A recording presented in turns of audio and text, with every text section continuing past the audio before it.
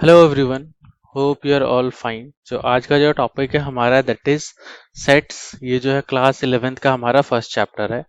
ठीक है। So normal sense में आपको पता है सेट्स क्या है। कोई भी आपने जो है कॉम्बिनेशन बना दिया दैट इज सेट। बट यहाँ जो है हमारा मैथमेटिक्स में थोड़ा सा उसमें जो है और चीजें ऐड करनी पड़ती है। We have to make it meaningful. ठीक है, ऐसा नहीं है कि आपने किसी भी चीजों को जोड़ दिया, कॉम्बिनेशन बना दिया तो वो हमारा सेट हो जाएगा। वो एक प्रॉपर मीनिंग के साथ होना चाहिए, only then it will be called sets. जैसे कि मैंने एग्जांपल लिया, मैंने कहा आप अपने 5 फ्रेंड्स का जो है एक नाम बता दो। ठीक है, आपने पांचों फ्रेंड का नाम बता दिया, इसको एक साथ लिख दिया तो ये आपका एक सेट बन गया। ठीक है, तो ये तो नॉर्मल टर्म्स में हो गया। बट इसी को थोड़ा सा और करते हैं। मान लिया मैंने कहा कि 5 बेस्ट क्रिकेटर मुझे बता दो आप। ठीक है, तो मैंने कहा ABCDE, किसी और ने कहा ABCD, बट ई की जगह वो के को रखना चाहता है। Someone else will say some other names. ठीक है, कोई और जो है कुछ और नाम कहेगा। तो वहां पे क्या हुआ, क्वेश्चन तो मेरा यही है 5 best cricketers of the world, but मेरे को आंसर्स क्या हुए, हर जगह अलग अलग मिले। तो ये प्रॉपर एक सेट नहीं बना, हमारा वेल डिफाइंड मीनिंग नहीं दे रहा है यहाँ पे। हर एक आदमी जो है अपने अपने हिसाब से वो अलग अलग आंसर्स दे रहा है। ठीक है, तो ये जो है मेरा नहीं हुआ। बट अगर इसी को मैं चेंज कर दूं कि जो है 5 बैट्समैन बेस्ड ऑन रन्स, तो क्या होगा, जो टॉप का 5 के प्लेयर्स हैं रन के हिसाब से नंबर्स में, कि सबसे ज्यादा इसके हैं, फिर इसके हैं, फिर इसके हैं, फिर इसके हैं, फिर इसके हैं, तो वो हमारा क्या हो जाएगा, कंप्लीट सेट हो जाएगा। अब ये वाला क्वेश्चन आप किसी से भी पूछ लो, ठीक है, वो आपको यही 5 नाम बताएगा। क्यों?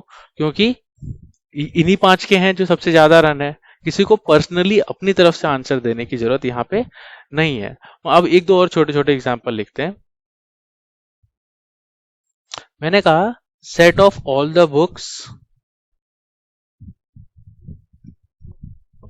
बुक्स रिटन बाय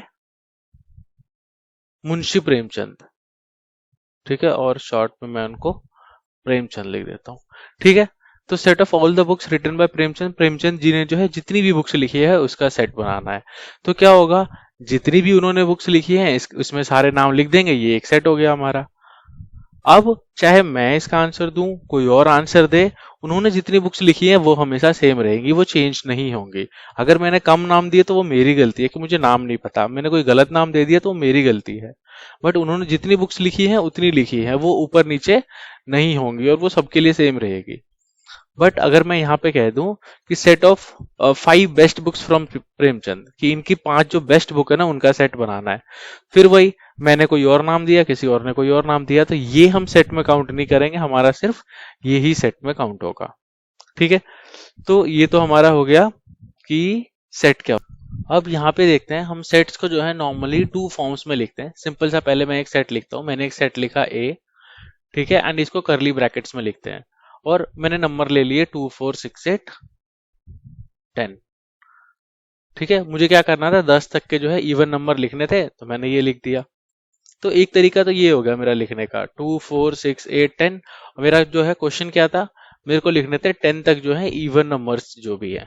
तो 2 4 6 8 10 ये मेरे इवन नंबर्स हो गए। तो एक तो मैंने इस हिसाब से कर दिया, तो इसका आंसर ये हो गया।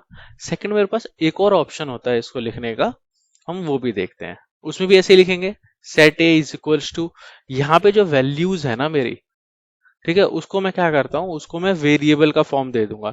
ये 2 के टेबल में है, तो मैंने यहाँ पे कर दिया, मान लिया ये 2 1 जा 2 है, 2 2 जा 4 है, 2 3 जा 6 है, ऐसे करके तो मैंने यहाँ पे x लिख दिया कि ये जो है 2 इंटू एक्स है। अब x की वैल्यू कहाँ तक है, 5 तक है, तो मैंने यहाँ पे जैसे है करके कॉमा दे दिया।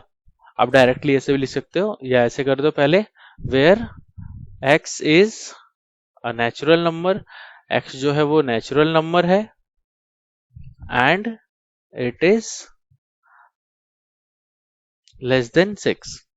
x एक नेचुरल नंबर है और 6 से कम है, तो आपके पास क्या क्या ऑप्शन बचा, आपके पास ऑप्शन बचा, x की जगह 1 रखोगे 2 बनेगा, x की जगह 2 रखोगे 4 बनेगा, 3 4 5, आप यहीं तक रख सकते हो उसको। इसको आप जो है, ये जो सेंटेंस है ये आप अलग अलग सिचुएशंस में अलग अलग हिसाब से रख सकते हो। यहाँ पे ये जो बोला था ना मैंने कि x is an even number and less than 10, वो चीज भी हम यहाँ पे डायरेक्टली लिख सकते थे। मैं यहाँ पे x ही लिख देता डायरेक्ट, कि अब मैं वैल्यू की बात कर रहा हूँ। पहले मैंने क्या किया, पहले मैंने 2 1 जा 2, 2 2 जा 4, 2 3 जा 6, 2 4 जा 8, 2 5 जा 10 ऐसे करके बोला, तो मैंने उसको ये कर दिया 2x कर दिया, और x की जगह 1 2 3 4 5 हो गया। अगर मैं डायरेक्ट यहाँ पे वैल्यू लिखना चाहूँ 2 4 6 8 10, तो मैंने x लिखा, और यहाँ पे मैंने बोल दिया x is an even natural number less than 11। 11 से कम वाला जो इवन नेचुरल नंबर है वो सारा मेरा कवर हो जाएगा। तो ये आ गया। तो इस हिसाब से भी मैं इसको लिख सकता हूँ। तो ये जो है जहाँ पे आप डायरेक्टली जो है वैल्यूज लिख देते हैं, ये हमारा है रोस्टर और टेबुलर फॉर्म, रोस्टर और टेबुलर फॉर्म। एंड जो सेकंड है हमारा, जहाँ पे आप उसको सेंटेंस में या एक कुछ वर्ड्स में उसको हम डिस्क्राइब करते हैं, वहां पे वो हमारा सेट बिल्डर फॉर्म। ये दो हो गए हमारे, कि हमारे जो है सेट वो किस किस फॉर्म में आते हैं। अब नेक्स्ट चीज जो है जो हमें सीखनी है, हम सेट पहले लिख लेते हैं, हमने वही लिखा था 2 4 6 8 एंड 10। अब इसमें पहली चीज हम क्या करेंगे कि ये जो है 2 4 6 8 10, ये क्या है, ए सेट है और इनको एलिमेंट बोलते हैं। और यहाँ पे अगर मुझे रिलेशन दिखाना है 2 और ए का, तो एक हमारे पास ये ऑप्शन होता है, तो मैं क्या कहूंगा 2 बिलोंग्स टू ए का एक मेंबर है ये। 4 ऑल्सो बिलोंग्स टू ए, 4 भी बिलोंग करता है। Similarly 6 belongs to A, 8 belongs to A. मैंने 7 लिख दिया, तो 7 does not belong to A. 7 जो है इसमें कहीं है ही नहीं, तो वो उससे बिलोंग ही नहीं करता, वो उसका एक मेंबर है ही नहीं। ये होता है हमारा ये साइन। अगर उसका पार्ट है, मेंबर है, एलिमेंट है, तो 2 बिलोंग्स टू दिस सेट, और यहाँ पे है 7 does not belong to this set A. 7 जो है सेट ए से बिलोंग नहीं करता है। तो ये दो तीन चीजें हैं आपको जो पहले एक्सरसाइज में काम आएंगी। तो रोस्टर फॉर्म हो गया और सेट बिल्डर फॉर्म हो गया। उसके अलावा ये आपके काम आएगा कि वो उससे बिलोंग करता है या उसका एक एलिमेंट है या नहीं है। अब मूव करते हैं नेक्स्ट एक्सरसाइज में, कि आपके सामने वहां पर क्या क्या चीजें आएंगी, या नेक्स्ट टॉपिक में इसके बाद आपको क्या क्या पढ़ना है। तो एक होता है एम्प्टी सेट। ठीक है, एम्प्टी नाम से ही लग रहा है कि सेट तो है बट उसमें कुछ है ही नहीं, वो खाली है। तो इसको हम एम्प्टी सेट भी बोलते हैं, नल सेट भी बोलते हैं, एंड वॉइड सेट भी बोलते हैं।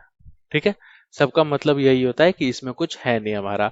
अगर मुझे ए एक सेट लिखना है, ठीक है, और मैंने यहाँ पे लिख दिया कि सेट ऑफ माई एनिमीज, तो है ही नहीं कोई। तो मेरे पास क्या करना है, या तो मैं ऐसे छोड़ दूंगा उसको, और या मैं इसको ऐसे भी लिख सकता हूँ, ये फाई होता है, फाई लगा के छोड़ दो, फिर करली ब्रैकेट नहीं आएगा। तो एक ऐसे भी लिख सकते हैं हम एम्प्टी सेट को, और एक ऐसे भी लिख सकते हैं एम्प्टी सेट को हम। ठीक है, इन्हीं को नल और वॉइड सेट भी बोलते हैं। नल और नील मत बोल देना। नाउ कमिंग टू नेक्स्ट, वो है हमारा फाइनाइट एंड इनफाइनाइट सेट। तो पहले मैं कुछ टर्म्स लिख लेता हूँ। मैंने एक ए सेट लिया, इसमें लिखा मैंने 1 2 3 4 डॉट डॉट डॉट इन्फिनिटी, ये कभी खत्म ही नहीं होगा मेरा। एक और मैंने ऐसे ही बी सेट लिखा, इसमें मैंने लिख दिए ए बी सी डी, ऐसे करके जेड तक होगा। ठीक है, उससे आगे तो होगा नहीं वो। तो ये मैंने दो सेट लिखे। अब इसमें क्या है, ये कभी खत्म ही नहीं होगा। 1 2 3 4 इन्फिनिटी, मैंने लाखों करोड़ों, उससे भी आगे कभी खत्म ही नहीं होगा, ये इन्फिनिटी तक जाएगा। और ये है, इसमें मुझे पता है 26 है। ऊपर मैंने एक सेट लिखा था जिसमें 2 4 6 5 8 10 लिखा था, उसमें 5 टर्म्स थे। तो जितनी जिसमें हम गिन सकते हैं कि कितने एलिमेंट हैं या कितने मेंबर हैं, वो मेरा फाइनाइट। ठीक है, जिनको गिना जा सके, और जिनको हम नहीं गिन सकते वो हमारा इनफाइनाइट। तो इनफाइनाइट सेट हो गया जिसमें हम गिन नहीं सकते, फाइनाइट सेट हो गया जिसमें हम गिन सकते हैं कितने हैं। मैंने कहा set of all odd numbers, तो इनफाइनाइट हो गया। बट मैंने कहा set of all odd numbers which are below 100 और विच आर लेस देन 100, जो 100 से कम है या नीचे है या छोटे हैं। तो वहां पे मैं 99 तक बना सकता हूँ ना, 1 3 5 7 9 11 लेकर 99 तक। तो वहां पे वो फाइनाइट हो गया, वो गिने जा सकते हैं ना, हम गिन सकते हैं कितने हैं वो। और यही मैंने बोल दिया कि set of all odd numbers even numbers कभी खत्म भी नहीं होंगे, तो वो हो गया मेरा इनफाइनाइट सेट्स। ठीक है, एक और इसमें छोटा सा टॉपिक है, मैं दो सेट्स लिख लेता हूँ। एक लिखा मैंने ए, इसमें लिख दिया 2 4 6 8, और एक और मैंने सेट लिखा यहाँ पे बी, उसमें भी ऐसे ही लिख दिया 6 8 4 2। ठीक है, दोनों में चार चार एलिमेंट है और दोनों में एग्जैक्टली सेम एलिमेंट है, तो मैं इसको कह सकता हूँ कि सेट ए जो है वो इक्वल है मेरे सेट बी के। बट अगर मेरे पास मान लेते हैं एक और सेट है, इसमें भी ये चारों चीजें हैं 2 4 6 8, बट एक कोई और भी है।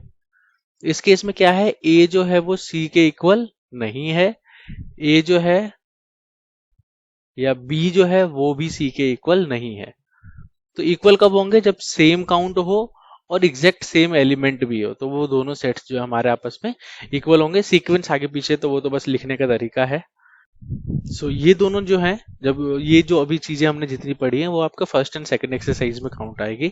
नेक्स्ट क्लास में हम 1.3 के सारे बेसिक्स देखेंगे एंड 1.4 के बेसिक्स देखेंगे कि हमारे क्या क्या बेसिक्स हैं जो इन एक्सरसाइजेज में यूज होने वाले हैं। Till then take care, keep learning and have a good day.